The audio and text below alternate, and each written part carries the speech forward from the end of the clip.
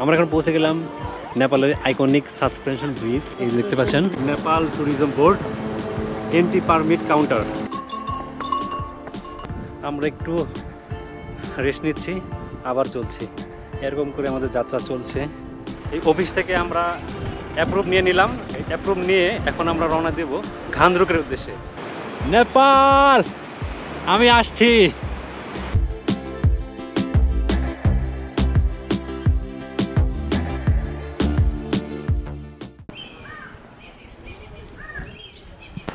Hello guys, welcome back to my channel. এখন আমরা আছি নেপালের সবচেয়ে সুন্দর শহর পোখরাতে, আর আজকে আমরা যাচ্ছি অন্নপূর্ণা বেস ক্যাম্প ট্রেকিং করার উদ্দেশ্যে। পৃথিবীর সবচেয়ে উচ্চতম পর্বতগুলোর মধ্যে 10ম অবস্থানে রয়েছে মাউন্ট অন্নপূর্ণা, যেটির উচ্চতা প্রায় 8091 মিটার। অন্নপূর্ণা বেস ক্যাম্প ট্রেক করার জন্য আমাদের মোট 6 দিন সময় লাগবে। তাই আগামী 6টি পর্বের মাধ্যমে আপনাদের দেখানোর চেষ্টা করব পুরো অন্নপূর্ণা বেস ক্যাম্প ট্রেকিংয়ের যাবতীয় খুঁটিনাটি তথ্য। আর আমরা কিন্তু এখন ফেয়ার লেকের ঠিক পাশ দিয়েই হেঁটে চলছি। আমরা কিন্তু অলরেডি হোটেল থেকে চেক আউট করে নিয়েছি। এখন আমরা যাচ্ছি নেপাল ট্যুরিজম বোর্ডে। আপনারা যারা অন্নপূর্ণা বেস ক্যাম্প ট্রেক করবেন, আপনাদের কিন্তু পারমিশন নিতে হবে। পোখরা নেপাল ট্যুরিজম বোর্ড নামের একটি অফিস আছে, সেখান থেকে আমাদের পারমিশন নিতে হবে। আপনারা চাইলে কিন্তু কাঠমান্ডু ট্যুরিজম বোর্ড থেকেও এই পারমিশনটি সংগ্রহ করতে পারেন। আমাদের হোটেল থেকে নেপাল ট্যুরিজম বোর্ডের দূরত্ব 1.6 কিলোমিটার। যেহেতু আগামী 6 দিন আমাদের হাঁটার উপরে থাকতে হবে, তাই আগে থেকে নিজেকে প্রস্তুতি করে রাখছি। তো 1.6 কিলোমিটার কোনো ব্যাপারই না, হাঁটতেই হবে। কিন্তু সমস্যা হলো এই ব্যাগ দুটো প্রচুর ওজন, এগুলো নিয়ে আমাদের হাঁটতে হবে। তো এখন আমরা যাচ্ছি নেপাল ট্যুরিজম বোর্ডের দিকে। ওখান থেকে আমরা পারমিশন নেব। পারমিশন নিয়ে আমরা ওখান থেকে একটি গাড়ি রিজার্ভ করব, অথবা শেয়ারিংয়ে যাব ঝিনুধান্দা। মূলত আমাদের ঝিনুধান্দা থেকেই আসল ট্রেকিংটা শুরু হবে। তো আগে পারমিশনটা নেই, পারমিশন নেওয়ার পর আমরা কিন্তু ঝিনুর উদ্দেশ্যে রওনা দিব।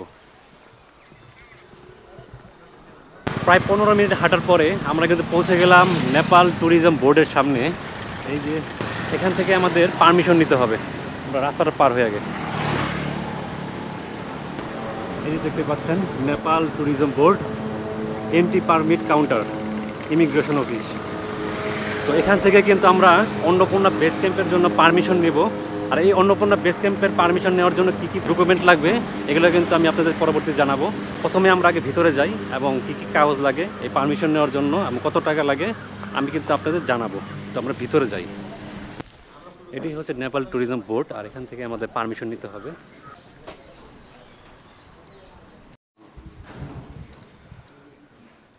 নেপাল ইমিগ্রেশন অফিসে এসে আমরা কিন্তু একটা ফর্ম নিয়ে নিলাম। তো ফর্মের মধ্যে কিছু কিছু ইনফরমেশন আপনাদের দিতে হবে। তার সাথে ধরুন এখানে আপনার নাম, nationality, date of birth, home address, occupation, purpose of visit, basic কিছু ইনফরমেশন দিয়ে আমাদের এখানে সিগনেচার দিয়ে, আর লাগবে পাসপোর্টের ফটোকপি আর 2 কপি ছবি লাগবে। এগুলো আমরা ফিল আপ করে এটা জমা দিব, আর পারমিশন নেওয়ার পর আপনার সাথে দেখা হবে।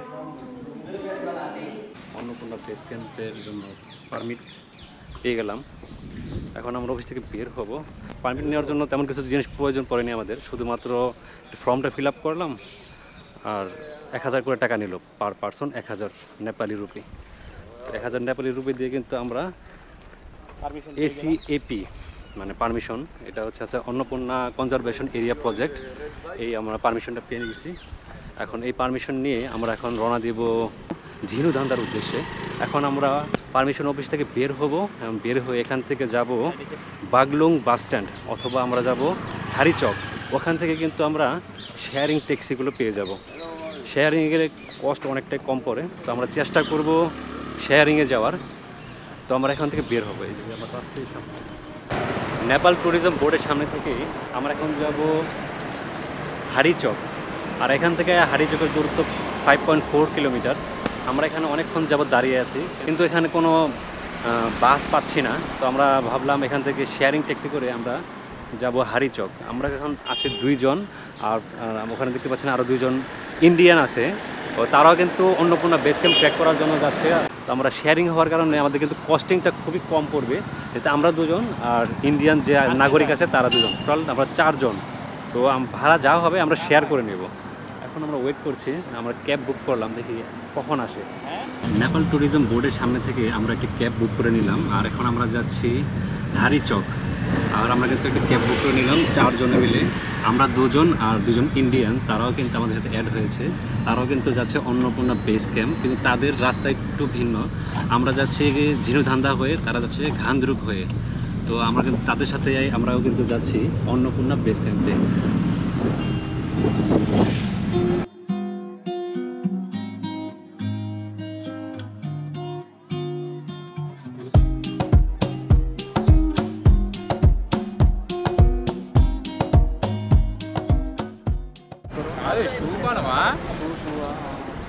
এখন আমরা চলে এলাম হারিচক। এখান থেকে কিন্তু আমাদের শেয়ারিং গাড়িগুলো পেয়ে যাব। তো পারমিট অফিস থেকে হারিচকের ভাড়া পড়লো আমাদের 500 রুপি। 500 রুপি আমরা কিন্তু শেয়ার করে নিলাম 4 জনের মাঝখানে। তো আমরা যদি 2 জন, তো আমাদের পড়লো 250 রুপি।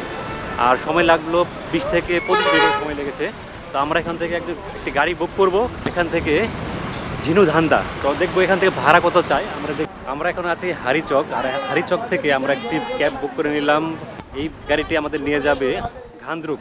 প্ল্যান একটু চেঞ্জ আসলো, আমরা ভাবছিলাম আজকে আমরা যাবো ঝিনুধান্দা, কিন্তু ঝিনুধান্দায় নাকি কাজ চলছে, রাস্তা বন্ধ। তো আমরা এই গাড়ি নিয়ে এখন আমরা যাব ঘান্দ্রুক। ঘান্দ্রুক থেকে আমাদের মূলত ট্রেকিং শুরু হবে। তো এই গাড়ি আমাদের পড়লো টোটাল 7 জন যাব আমরা। আমাদের পার পারসন 600 নেপালি রুপি পড়লো। অলরেডি কিন্তু গাড়ি ভরে গেছে। তো এই গাড়িতে করে আমরা যাব ঘান্দ্রুক, আর ঘান্দ্রুক থেকে আমাদের মূল ট্রেকিং শুরু হবে।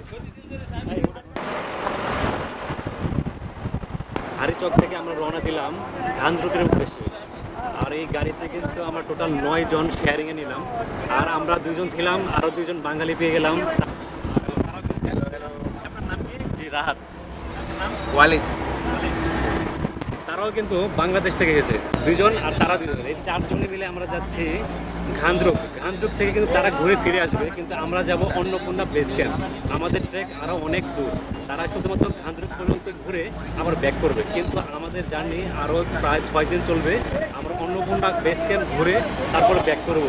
তো ভালোই হলো, বাঙালি আরও 2 জন পেয়ে গেলাম। আসলে বাইরের দেশে এসে বাঙালি পেলে কিন্তু অনেকটাই নিজের আপন মনে হয়। তো আসলে জার্নিটা খুবই ভালো যাচ্ছে।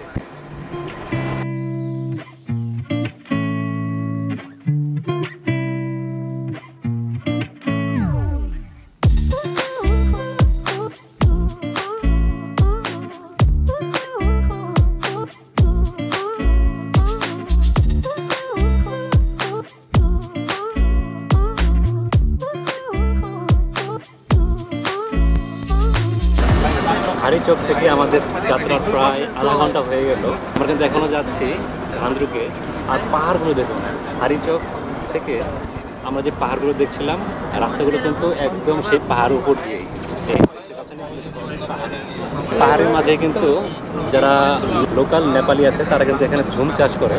মূলত আমি দেখলাম ঝুম চাষ এবং ভুট্টা চাষ এই পাহাড়গুলোতে বেশি হয়ে থাকে। তো যারা নেপালি আছে তাদের জীবন কিন্তু খুবই কঠিন। আমরা যতটা মনে করি যে পাহাড়ি জীবন খুবই সুন্দর, দেখতে খুবই ভালো লাগে, আসলে তাদের জীবনটা অতটাও সহজ না যতটা আমরা মনে করি। একদম খারাপ পাহাড়। আপনি দেখতে পাবেন যে পাহাড়গুলো দিয়েছিল, পাহাড়গুলো থেকে এরকম রাস্তা, এরকম হয়ে হয়ে রাউন্ড করে করে ঘুরছে। এবং এই ঘান্দ্রুক যে ভিলেজটা, সেটা কিন্তু একদম পাহাড়ের উপর অবস্থিত। আমরা কিন্তু আঁকাবাঁকা হয়ে হয়ে পাহাড়ের উপরে ঘান্দ্রুক ভিলেজেই যাচ্ছি।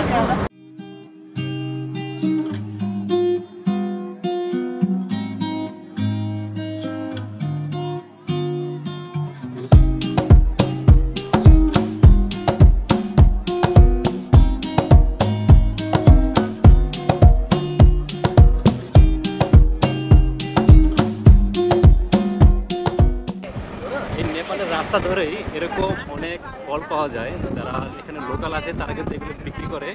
তো এই পাতার মধ্যে দেখতে পাচ্ছেন এতটুকুর দাম 100 রুপি, মানে 100 নেপালি রুপি। তো এটা নাকি চেরি ফল বলা হয় নেপালি ভাষায়। তো এটা নাকি মিষ্টি। তো আমরা একটু খেয়ে দেখি কেমন লাগে।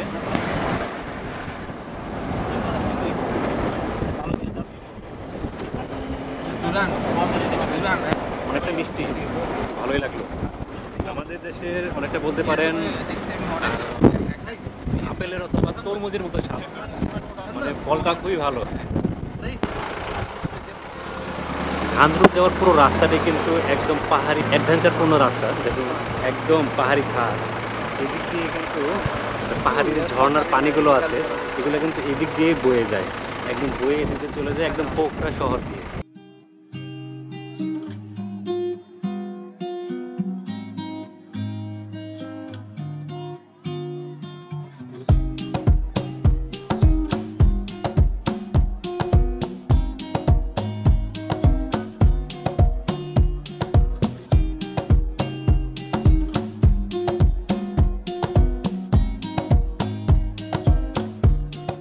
পোখরা থেকে রওনা দেওয়ার পর এখন আমরা পৌঁছে গেছি বীরেথাতি এলাকায়। এই যে দেখতে পাচ্ছেন এটি হচ্ছে বীরেথাতি ব্রিজ। আর এই যে নদীটি দেখতে পাচ্ছেন এই নদীর নাম হচ্ছে মোদী নদী। ভারতের প্রধানমন্ত্রী নরেন্দ্র মোদীর নামে কিন্তু এই নদীর নাম করা। এটি হচ্ছে সেই বিখ্যাত মোদী রিভার। আর এই রিভারের পাশেই এরকম একটি ব্রিজ, এই ব্রিজের নাম হচ্ছে বীরেথাতি ব্রিজ। ব্রিজের পাশেই আমাদের কিন্তু এই যে গাড়িটি থামলো। আর এখান থেকে আমাদের পোখরা থেকে যে পারমিশনটা নিয়ে এসেছিলাম সেই পারমিশনটা কিন্তু এখান থেকে অ্যাপ্রুভ নিতে হবে। অ্যাপ্রুভ নেওয়ার পর আমরা কিন্তু সামনে এগিয়ে যাব। এই অফিস থেকে আমরা অ্যাপ্রুভ নিয়ে নিলাম। এই অ্যাপ্রুভ নিয়ে এখন আমরা রওনা দেব ঘান্দরুকের উদ্দেশ্যে। আপনারা যখন আসবেন এই বীরেথাতি ব্রিজের পাশেই এখান থেকে আপনারা যে পারমিশনটা নিয়ে আসবেন সেটা অর্ধেকটা এখানে রেখে দিবে, এখানে একটা সিল দিয়ে দিবে। তো এটা নিয়ে এখন আমরা রওনা দেব ঘান্দরুকের উদ্দেশ্যে।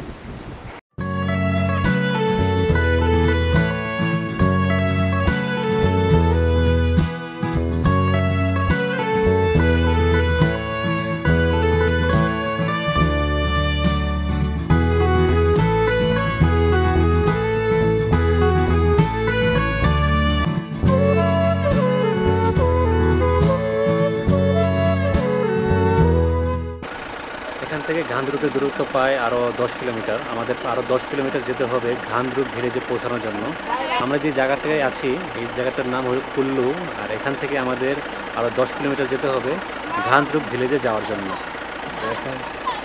এখান থেকে একজন যাত্রী নামলো, এখান থেকে আমরা আবার যাত্রা শুরু করব ঘান্দরুকের উদ্দেশ্যে।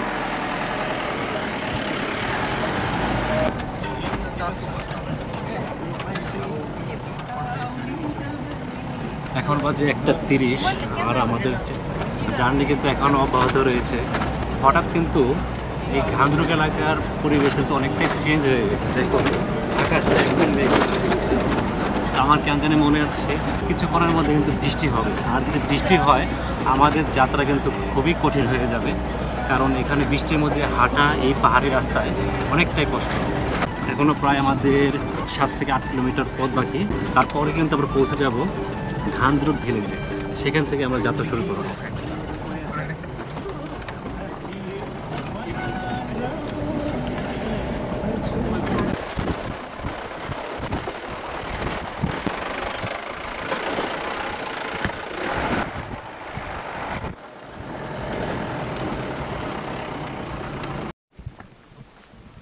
আমরা এইমাত্র নেমে গেলাম ঘান্দরুক ভিলেজে। আর যেই ভয়ে ছিলাম সেই কাজটাই হলো আমাদের সাথে। অলরেডি কিন্তু বৃষ্টি নেমে গেছে। এখন আমাদের তাড়াতাড়ি যেতে হবে সামনে কোনো হোটেলে, কারণ আমাদের রেনকোট আমাদের ব্যাগের ভিতর, আমরা কিন্তু ভিজে যাব। এখন প্রায় বাজে 2টা। ভাবছিলাম আজকে আমরা ঝিনুধান্দা চলে যাব তো চমরং চলে যাব, কিন্তু ওয়েদার অবস্থা খুবই খারাপ। তো আমরা সামনে যেয়ে তারপর ডিসিশন নিব যে আজকে আমরা ঝিনু যাব নাকি চমরং যাব। তো অলরেডি কিন্তু বৃষ্টি শুরু হয়ে গেছে। ঘান্দরুক থেকে নেমে আমাদের চড়াই উতরাই পার করতে হলো। দেখতে পাচ্ছেন এই সিঁড়ি বেয়ে আমরা কিন্তু নেমে যাচ্ছি। আর জানতে পারলাম সামনে থেকেই নাকি আমাদের ঝিনুর জন্য গাড়ি পেয়ে যাব এবং হোটেলও পেয়ে যাব যদি আমরা এখানে থাকি। আবহাওয়া অনেক খারাপ হয়ে গেছে, তো আমরা চেষ্টা করবো আজকে ঝিনু পর্যন্ত যাওয়ার। বাকিটা দেখা যাক কি হয়। কি যে এক বিপদে পড়লাম পাহাড় উপরে, সেখান থেকে আমরা ট্রেক করে নিচে নেমে এলাম। সামনেই বলছে এখান থেকে নাকি আমাদের ঝিনুর জন্য গাড়ি পেয়ে যাব। আমরা ভেবেছিলাম হয়তো এখানে থাকবো। তো এখানকার যে লোকাল আছে তারা বললো যে আপনারা যেহেতু অন্নপূর্ণা বেস ক্যাম্প ট্র্যাক করবেন তো আজকেই আপনারা চলে যান। আকাশের অবস্থা খুবই ভয়ঙ্কর, যে কোনো সময় এখানে বৃষ্টি হতে পারে। খুবই একটা রিস্কের মধ্যে আছি আমরা। আকাশটা কিন্তু একদম মেঘলা। তো ফাইনালি আমরা গান্দ্রুক থেকে একটি জিপ ভাড়া করে নিলাম ঝিনুধান্দা পর্যন্ত। আমাদের মেবি সময় লাগবে 1 ঘন্টার মতো। তো এই গাড়িতে করে আমরা এখন যাচ্ছি ঝিনুধান্দা।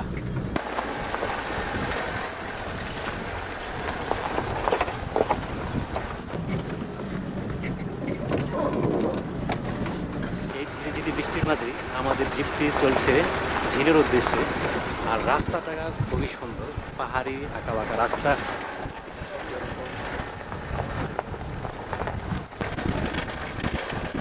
এখানকার যে ড্রাইভারগুলো তাদের কিন্তু খুবই ভালো অভিজ্ঞতা না হলে এরকম পাহাড়ি রাস্তায় কখনো চালানো সম্ভব না। খুবই রিস্কি রাস্তা, যেটাকে আপনার নর্মাল কোনো ড্রাইভার এখানে চালানো অসম্ভব, প্রায় সত্যি অসাধারণ। আর আমার সামনে দেখতে পাচ্ছেন একটি ঝর্ণা।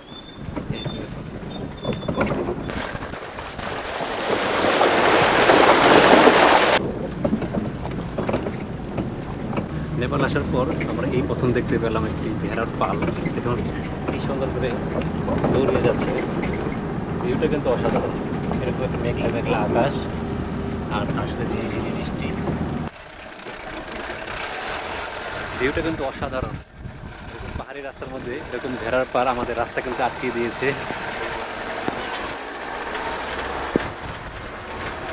এখানে রাস্তাগুলো এতটাই সংকীর্ণ যে একটা গাড়ি আসলে আরেকটা গাড়ি কিন্তু আসতে পারে না। এই গাড়িটা এখন এদিক দিয়ে যাবে, আর যার কারণে আমাদের ব্যাক আসতে হলো। এই দেখতে পাচ্ছেন আমাদের ড্রাইভার কিন্তু ব্যাক দিচ্ছে আর এই গাড়িটা যাওয়ার জন্য। তার মানে বুঝুন এখানে কি পরিমাণ রাস্তা সংকীর্ণ। ওই গাড়িটা যাওয়ার পর আমরা কিন্তু রওনা দিলাম। তার মানে বুঝতেই পারছেন রাস্তার কতটা সংকীর্ণ। এই রাস্তা দিয়ে কিন্তু আমাদের আজকে যেতে হচ্ছে ঝিনুতে। আর রাস্তার অবস্থা কিন্তু খুবই ভয়ঙ্কর, কারণ দেখতেই পাচ্ছেন আমাদের গাড়ি কী পরিমাণ হেলে দুলে রাস্তা পার হচ্ছে। এখানে সব পাহাড় কেটে কেটে রাস্তা বানানো, একদম দেখুন পুরো নিচে। ভিউটা কিন্তু একদম খুবই সুন্দর, নেক্সট লেভেলের সুন্দর। আমরা কিন্তু সেই পাহাড়ের দিকে যাচ্ছি এবং সামনের যে পাহাড়গুলো আমরা পাবো সেগুলো কিন্তু আরও অনেক সুন্দর। মাছাপুছের বেস ক্যাম্প, তারপর অন্নপূর্ণা বেস ক্যাম্প, সেই জায়গাগুলো থেকে খুব সুন্দর ভিউ পাওয়া যায়। তো আজকে আমরা যাচ্ছি সেই পাহাড়ের উদ্দেশ্যে। আমাদের এই 6 দিনের জার্নিতে আমরা অনেক কিছু দেখতে পাবো। প্রকল্প মিলতে হয় अबे 2 महीना तक और 2 महीने और 1 महीना, 1 महीना के बाद और 1 महीना और 1 महीना। তো আমাদের ড্রাইভার সাহেব আমাদের বলতেছিল আমরা যদি অন্নপূর্ণাতে যাচ্ছি সেখানে আমরা বরফ পাবো, আর যদি কপাল ভালো হয় তাহলে আমরা কিন্তু স্নোফলও পেতে পারি। তো দেখা যাক কী হয়। তো স্নোফলের কথা শুনে খুবই কৌতূহলী হয়ে গেলাম, কারণ আপনারা দেখেছেন আমি যখন কাশ্মীরে ছিলাম কী পরিমাণ স্নো পেয়েছিলাম। আপনাদের কিন্তু সেই ভিডিওটা কিন্তু আপনাদের দেখিয়েছিলাম। খুব সুন্দর একটা ভিউ পাওয়া যাচ্ছে আর আকাশটা অনেকটাই আগে থেকে পরিষ্কার। আমরা যেই গান্দ্রুকে ছিলাম সেখানে কিন্তু প্রচুর পরিমাণ ঝড় এবং বৃষ্টি হচ্ছিল, কিন্তু এখন হঠাৎ করে একটু পরিবেশটা ঠান্ডা, এখানে কোনো বাতাস নেই আর বৃষ্টিও তেমন হচ্ছে না। অন্নপূর্ণা ট্রেকিংয়ে এসে আমি একটা জিনিস দেখলাম, হুট করে কিন্তু আবহাওয়া চেঞ্জ হয়ে যাচ্ছে। তো এই রোদ ছিল, আবার ঝড় শুরু হলো, এখন হঠাৎ নেই। 1 ঘন্টার জার্নি করার পর গান্দ্রুক থেকে আমরা পৌঁছে গেলাম ঝিনুধান্দা। গান্দ্রুক থেকে ঝিনু পর্যন্ত আমাদের ভাড়া পড়লো পার পারসন 1000 রুপি। তো আমরা যেহেতু 2 জন, আমরা 2000 রুপি পে করলাম। রাস্তা খুবই ভয়ঙ্কর ছিল কিন্তু অনেক সুন্দর ছিল। আমাদের সামনেই আমরা দেখতে পাচ্ছি ওই যে একটি সাসপেনশন ব্রিজ, আর ওই ব্রিজের পরে যে গ্রামটি দেখতে পাচ্ছেন ওই যে দেখা যায় সেটি হচ্ছে চমরং। আমরা কিন্তু আজকে রাত্রিটা ওখানেই থাকবো। তো কাছে দেখা গেল রাস্তা কিন্তু অনেক দূর, আমাদের কিন্তু প্রায় আরও 2 ঘন্টা ট্রেক করতে হবে, মানে পায়ে হেঁটে যেতে হবে চমরং পর্যন্ত। তখন আমরা যাচ্ছি ওই সাসপেনশন ব্রিজ পার হবো। ব্রিজটা কিন্তু খুবই সুন্দর, আমরা কিন্তু সেদিকে যাচ্ছি, দেখা যাক।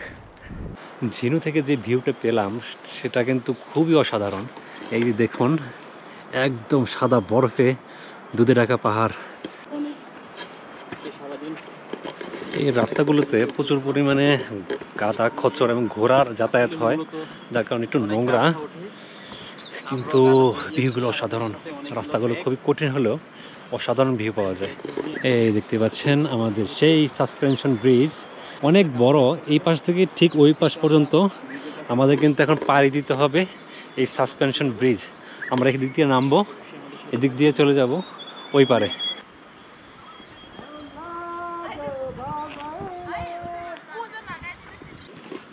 Hello, India Bangladesh. বাংলাদেশি হ্যাঁ, আমরা এখন পৌঁছে গেলাম নেপালের আইকনিক সাসপেনশন ব্রিজ। এই যে দেখতে পাচ্ছেন, এই যে দেখতে পাচ্ছেন।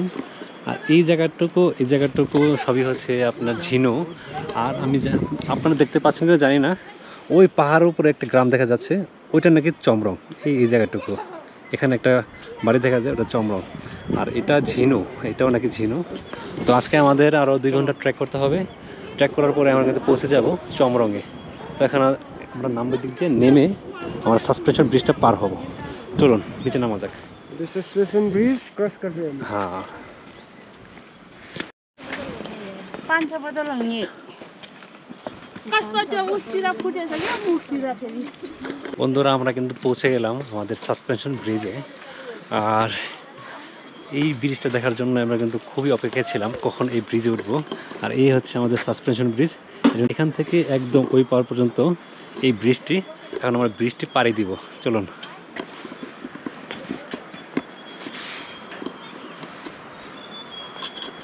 আমরা এই সাসপেনশন ব্রিজটি পাড়ি দিচ্ছি। ব্রিজটি বাতাসের কারণে একটু হেলছে। আর আপনি দেখতে পাচ্ছেন এই ব্রিজের নিচেই ওই যে দেখতে পাচ্ছেন তারা কিন্তু এখানে ওই ঝুম চাষ করেছে এবং অনেকে প্রায় লাগিয়েছে, আলু লাগিয়েছে। আর বৃষ্টি দেখুন একদম ওই পর্যন্ত। এই ব্রিজটি সম্পূর্ণ ইলেকট্রিক। এই যে তার দেখতে পাচ্ছেন, স্টিলের তার, এবং নিচেও দেখতে পাচ্ছেন স্টিল, পুরো স্টিল দিয়ে তৈরি করা। এখানে কোনো কাঠের বা কোনো পিলার কোনো সিস্টেম নেই, স্টিল দিয়ে পুরোটা তৈরি করেছে। আর এখানে দেখতে পাচ্ছেন আপনারা একটি তারের মাধ্যমে কিন্তু এখানে লক করে দেওয়া হয়েছে। এই সম্পূর্ণ ব্রিজটি একদম কোনো পিলারবিহীন ব্রিজ। আর আমরা কিন্তু এটা এখানে পাড়ি দিচ্ছি। সত্যি অসাধারণ লাগছে। এই সাসপেনশন ব্রিজের নিচেই একটি পানির ঝর্ণা দেখতে পাচ্ছি আমরা। ওই যে দেখতে পাচ্ছেন পানির ঝর্ণা, ওই যে এই পানির ঝর্ণাটা আমরা অনেকক্ষণ যাবত পাচ্ছিলাম। তো আমার নিচে দেখতে পাচ্ছি এটা। তো ব্রিজটা কিন্তু অনেকটাই নড়াচড়া করছে, একটু ভয় লাগলেও খুবই উপভোগ করছি আমরা। এই ব্রিজটা দেখার জন্যই কত না অপেক্ষায় ছিলাম। আপনাদের কবে দেখাবো, আপনাদের দেখানোর জন্যই মূলত এত কষ্ট করা।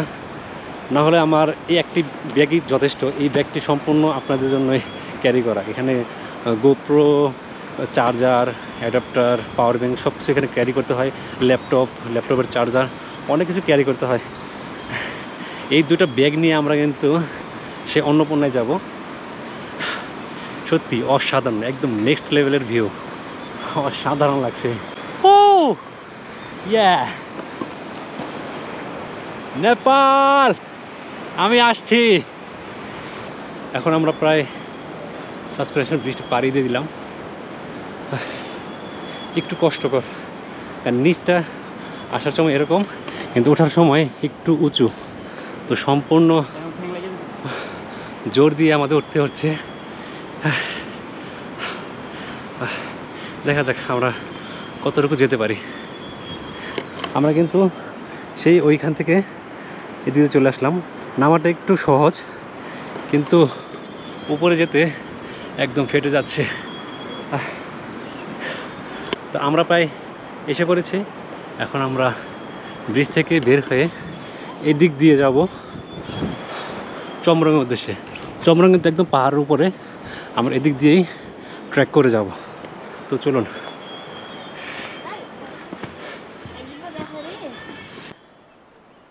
এখানে আসার পর থেকে ওয়েদার অনেকটাই এলোমেলো। এই আমাদের গরম লাগছিল, আবার হুট করে ঠান্ডা। তো আমার জ্যাকেট পরে নিলাম। এখন আবার রোদ উঠে গেছে, দেখছেন, দেখতে পাচ্ছেন এখানে কী পরিমাণ রোদ উঠে গেল। এখন আমার গরম লাগছে, তো জ্যাকেটটা আবার খুলে নিলাম। এরপর আমাদের এই ট্রেকিং পুলটার কাজও শুরু হয়ে গেলো। তো এখন এটার পালা, এটাতে ভর করেই এখন আমরা আমাদের বাকি রাস্তাটুকু কমপ্লিট করব। এটা থাকলে খুবই সুবিধা হয়। এই ট্রেকিং পুলটা হলে অনেকটাই সুবিধা পাবেন। আমার কিন্তু এটা পোখরা থেকে নিয়েছি। পোখরা থেকে আমার ট্রেকিং পুল দুইটা নিয়েছিলাম, দুইটা 1200 রুপিতে। কিন্তু এই ট্রেকিং পুলগুলো বাংলাদেশে একটু প্রাইস বেশি, 1300 টাকা করে এক একটা। যেটা আমরা এখানে কিনলাম দুইটা 1200, তার মানে 600 করে পড়লো। তো বাংলাদেশি টাকায় আপনি ভাবতে পারেন 500 করে, প্রায় বাংলাদেশি টাকায় অর্ধেক। এটা কিন্তু আমাদের খুবই কাজে দিবে এই পুরো ট্রেকিং জুড়ে। ঝিনু থেকে চমরংয়ের যে রাস্তাটা, এটা কিন্তু অসংখ্য সিঁড়ি দিয়ে ভরা। এই দেখতে পাচ্ছেন অসংখ্য সিঁড়ি, এই সিঁড়িগুলো কিন্তু একদম উপরে চলে গেছে। এই সিঁড়িগুলো পাড়ি দিয়ে কিন্তু আমরা পৌঁছাবো চমরং। আপনারা যদি কখনো আসেন অবশ্যই কিছু কিছু প্রয়োজনীয় জিনিস চেষ্টা করবেন বাংলাদেশ থেকে ক্যারি করার জন্য। আজকে আমাদের সেই পোখরা থেকে চমরংয়ের এত দূরত্বটা সত্যি একটু বেশি হয়ে গেল, কিন্তু আমাদের 6 দিনে এই ট্র্যাকটি শেষ করার জন্য আমাদের প্ল্যান অনুযায়ী চলতে হবে। চলুন।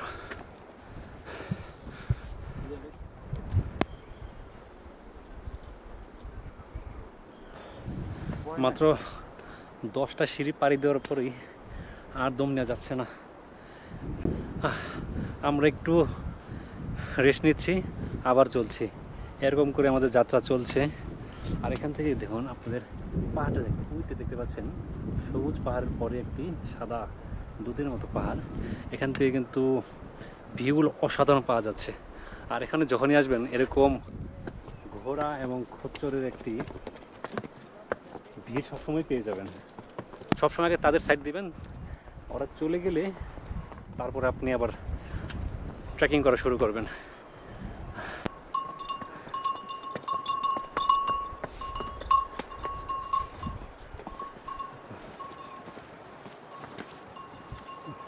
আমাদের মতো আরও অনেকেই অন্নপূর্ণা ট্রেকিং করার জন্য আসছে আজকে। রাস্তায় অনেকের সাথে দেখা হলো, সামনে আরও অনেকের সাথে দেখা হবে। পথটা একটু কঠিন। কি অদ্ভুত, একটু আগে আমরা জ্যাকেট খুলে নিলাম, এখন আবার ঠান্ডা লাগছে। আর আমরা এখানে দেখতে পাচ্ছি হোটেল পার্ক হিমালয়া। আপনাদের যাদের একটু দেরি হয়ে যায় আপনারা কিন্তু চাইলে এখানেও থাকতে পারেন। আর সামনে কিন্তু অসংখ্য হোটেল রেস্টুরেন্ট পেয়ে যাবেন, তো থাকা খাওয়া নিয়ে কোনো টেনশন নেই। এখন প্রায় বিকেল 5টা বাজে, আমরা আর 1 ঘন্টা আলো পাবো, তারপরে কিন্তু অন্ধকার হয়ে যাবে। এই যে খাড়া সিঁড়ি, আর তার পাশে একটি হোটেল দেখতে পাচ্ছি, hotel Tibet guest house and restaurant. আপনারা চাইলে এখানেও থাকতে পারেন। এখানে রাস্তায় অসংখ্য রেস্টুরেন্ট পেয়ে যাবেন, তা নিয়ে কোনো টেনশন নেই। খাওয়া নিয়ে থাকাকে নিয়ে কোনো টেনশন নেই, কিন্তু খাবারের দাম একটু বেশি। চলুন সামনে যাওয়া যাক।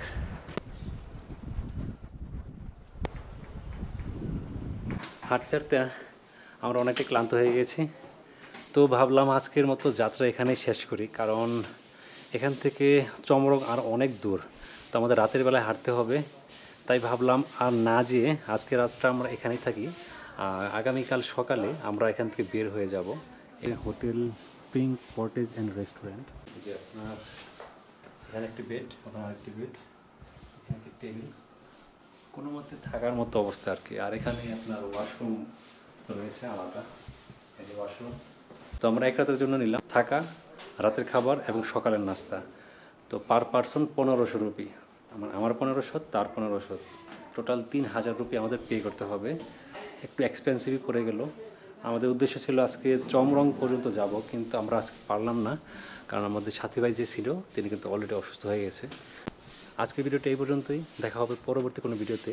আমার চ্যানেলটি অবশ্যই সাবস্ক্রাইব করে দেবেন এবং বেল আইকনটি ক্লিক করে রাখবেন, যাতে পরবর্তী যে ভিডিওগুলো আসবে সেটা কিন্তু আপনি সহজেই পেয়ে যাবেন।